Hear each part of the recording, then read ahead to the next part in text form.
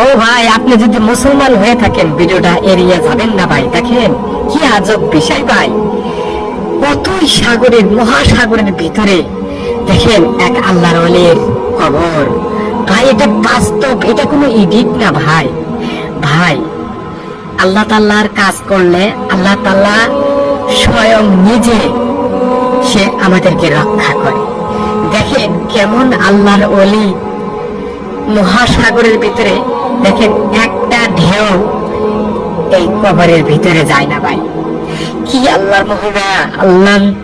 আল্লাহ তুমি আমাদেরকে হেদায়েত দান করো। আমরা কেমন জাতি, আমরা কেমন মানুষ, আমরা আল্লাহর কাজ করতে পারি না।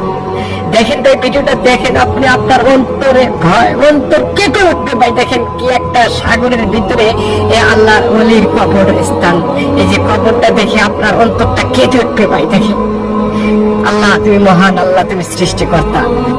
দেখেন আল্লাহর ওলির এই কবরস্থানে আসতে গেলে বিশাল বড় ট্রলার দিয়ে আসতে হয়। সুবহানাল্লাহ, আলহামদুলিল্লাহ।